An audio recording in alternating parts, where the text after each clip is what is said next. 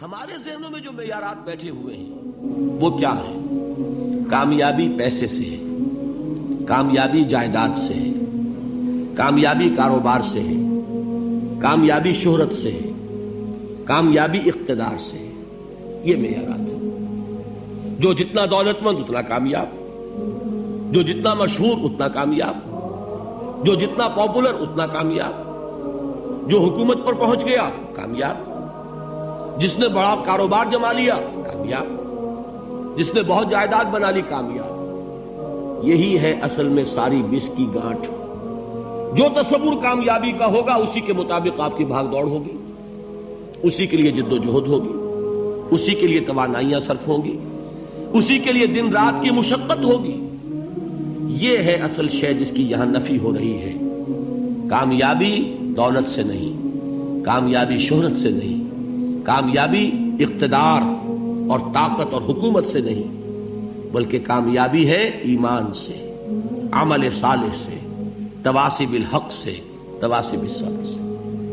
آپ غور کیجئے اس نقطہ نظر کا، اس ایٹیچیوڈ کا، یہ جو مینٹل ایٹیچیوڈ ہے اس کا بدل جانا ہی انسانی شخصیت کے اندر انقلاب برپا کرے گا.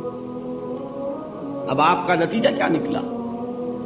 اگر تو دولت سے کامیابی ہوتی تو قارون بہت کامیاب تھا، اگر حکومت سے کامیابی ہوتی تو فرعون اور نمرود بہت کامیاب تھے. کامیابی ان سے نہیں ہے.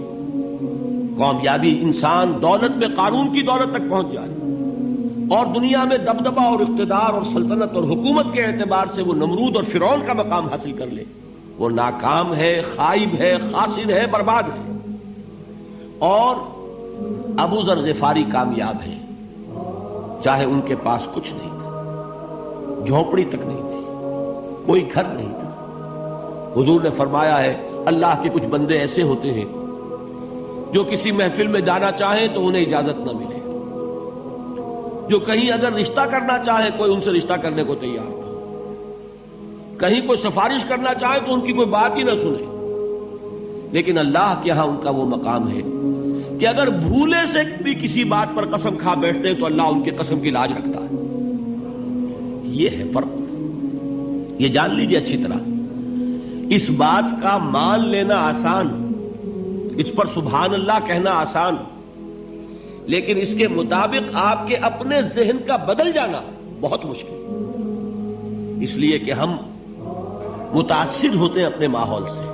وہ بڑا محل ہے، دیکھ کر ایک دفعہ جھجری آتی ہے، وہ بڑی سی 20 فٹ لمبی کار سناٹے کے ساتھ آپ کے پاس سے گزر گئی. ایک دفعہ اعصاب کے اندر ارتعاش ہوتا ہے، محسوس ہوتا ہے بڑے یہ نصیبے والے لوگ ہیں، بڑے خوش نصیب، بڑے کامیاب. حالانکہ کچھ معلوم نہیں کہ یہی سب سے بڑی بد نصیبی ہو سکتا ہے کہ یہی سب سے بڑی ناکامی ہو. اگر ذہنوں میں یہ بات بیٹھ جائے کامیابی کس شے سے. یہی وجہ دیکھیے قرآن مجید میں بارہا آپ دیکھیں اولئک هم المفلحون، یہ ہے لوگ کامیاب ہونے والے.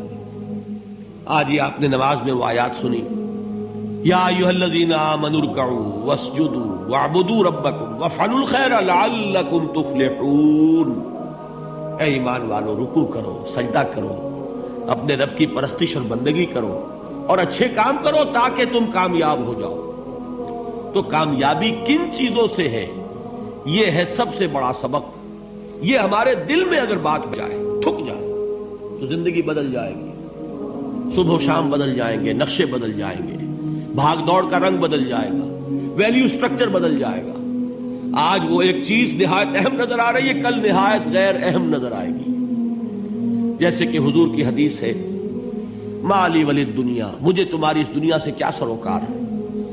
انما مثلی کراکب استظل تحت شجرۃ ثم راح فترکها، میری مثال تو اس سوار کی سی ہے جو تھوڑی دیر کے لیے ایک درخت کے سائے میں ٹھہرتا ہے سستانے کے لیے، پھر وہ اپنا راستہ لیتا ہے. اسے اس درخت سے مستقل تعلق اس کا نہیں ہے، وہ اس کا گھر نہیں، وہ اس کی منزل نہیں.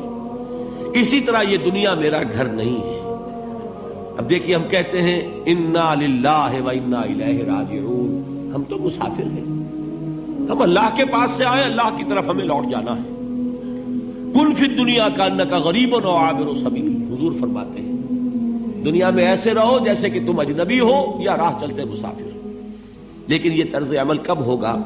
جبکہ یہ آیت ہمارے ذہنوں کے اندر بیٹھ گئی ہو، والعصر ان الانسان لفی خسر الا الذین آمنوا وعملوا الصالحات وتواصوا بالحق وتواصوا بالصبر۔ یہ ہے اصل بات جو میں نے عرض کیا تھا کہ میں بتاؤں گا صحابہ کیوں ایک دوسرے کو یاد دلاتے تھے۔ اس لیے کہ دیکھیے جیسے برف باری اگر ہو رہی ہو، آپ باہر نکلیں گے تو برف آپ کے کپڑوں پر جم جاتی ہے نا، تو آپ جھٹکتے ہیں کپڑوں کو تاکہ برف ہٹ جائے۔ ہمارے ایمان پر اس دنیا میں رہتے ہوئے جب ہم متاثر ہوتے ہیں ماحول سے تو گردہ آ جاتا ہے، برف پڑ جاتی ہے، اس کو جھٹکتے رہنے کی ضرورت ہے۔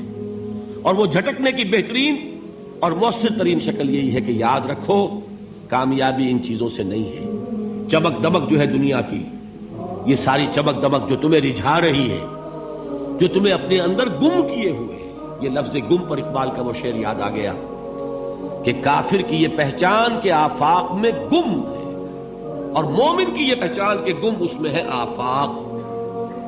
تم گم نہ ہو کر رہ جاؤ، اس میں مبہوت نہ ہو کر رہ جاؤ، مرعوب نہ ہو کر رہ جاؤ، دنیا ہی کی محبت تمہارے اوپر ڈیرے نہ ڈال دے، تمہارے دلوں کے اوپر مسلط نہ ہو جائے۔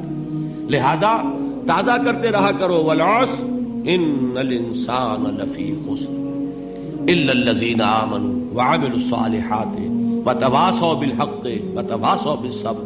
پھر یاد کر لو، پھر تازہ کر لو اپنے اس یقین کو کہ کامیابی دولت سے نہیں، کامیابی ثروت سے نہیں، کامیابی اقتدار سے نہیں، کامیابی شہرت سے نہیں، کامیابی جائیداد سے نہیں، کامیابی ہے ایمان سے، کامیابی ہے عمل صالح سے، کامیابی ہے تواصی بالحق سے، کامیابی ہے تواصی بالصبر سے۔ یہ چار چیزیں ہیں کہ جو کامیابی کے لوازم